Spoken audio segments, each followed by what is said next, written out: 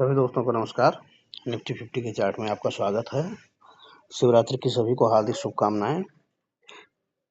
और आइए बात करते हैं मार्केट के बारे में। तो कल है निफ्टी और बैंक निफ्टी की एक्सपायरी, और मार्केट ने जो स्ट्रक्चर बनाया है कल का, मार्केट खुलने के बाद में मोमेंटम दिया 620 को ब्रेक करके फिर नीचे आ गया और पूरा दिन एक रेंज बाउंड होके बुलिश साइडवेज हुआ, फिर गिर के बंद हुआ। 5 पॉइंट नीचे बंद हुआ मार्केट निफ्टी का, और मोस्टली साइडवेज रहा। तो इसमें जिसने मॉर्निंग में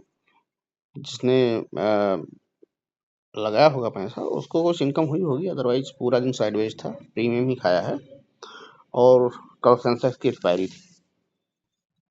अब आइए देखते हैं कि अगला मूवमेंट मार्केट का क्या हो सकता है। तो अब मार्केट गया तो 620 तक, लेकिन मार्केट ने अल्टीमेट क्लोजिंग 500 के ऊपर दी है आकर के।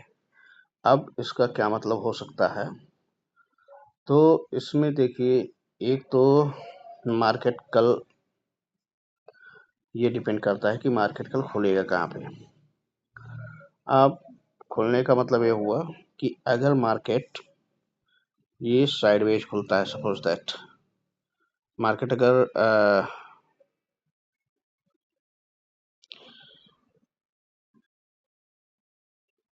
गैप डाउन और गैप अप ना होकर के बीच में ही मार्केट खुल जाता है, यहीं कहीं पे आसपास में, तो उसके बाद में सबसे मेन इंपॉर्टेंट होगा 22,600 का लेवल और नीचे 22,516 का लेवल।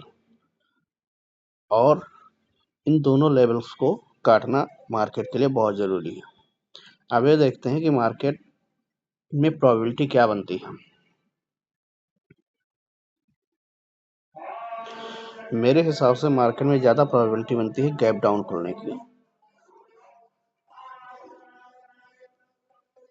या फिर 22,600 और 516 के बीच में एक हो सकता है। अब इसी रेंज में मार्केट खेला है, तो यहीं पे अब अगर कल मार्केट फ्लैट खुलता है, तो फ्लैट खुलने के बाद में अगर मार्केट अप मोमेंटम करता है ऊपर की तरफ, तो जब तक 22,600 को ब्रेक नहीं करता है, हम कोई ट्रेड लेंगे ही नहीं, क्योंकि ये पूरा ट्रैप जोन है 22,600 से लेके 22,516 तक। इसमें मार्केट ट्रैप कर सकता है।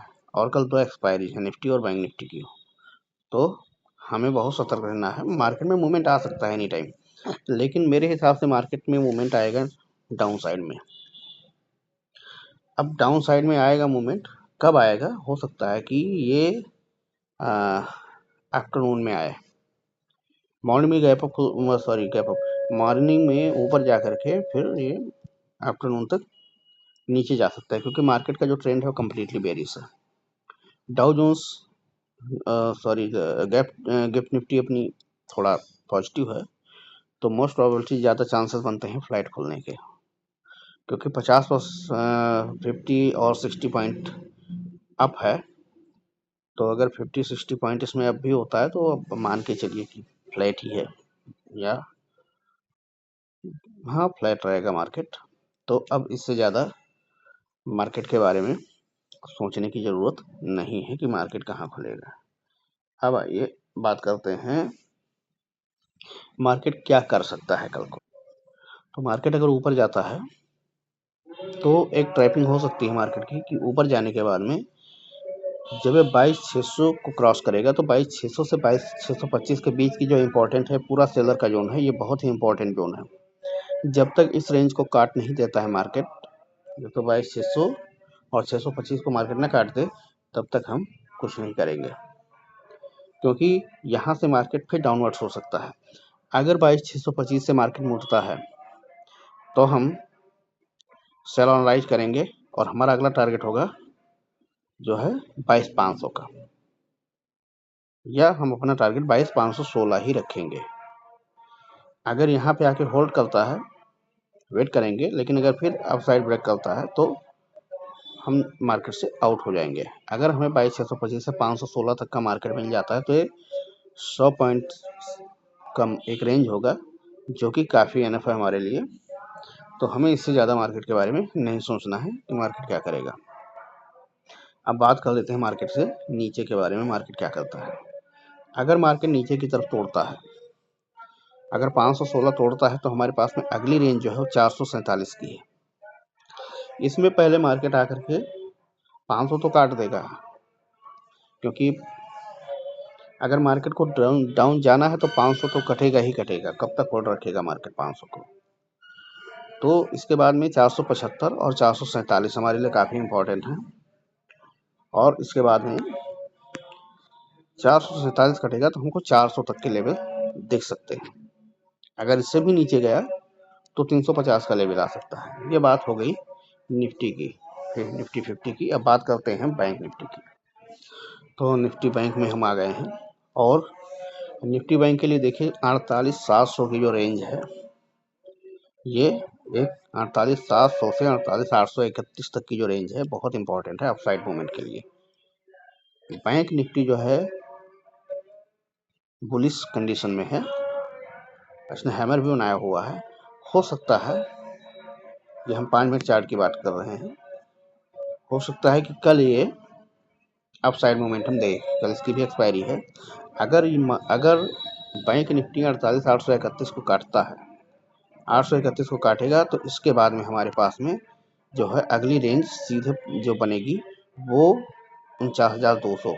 और अगर 49,200 को काटता है, हालांकि मैंने रेंज ड्रॉ नहीं किया है, अगर 49,200 निकलता है तो 49,636 634 तक के लेवल हमारे लिए पॉसिबल है। ये अपसाइड का मूवमेंट है।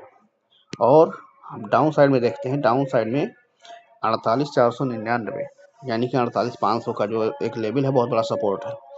जब मार्केट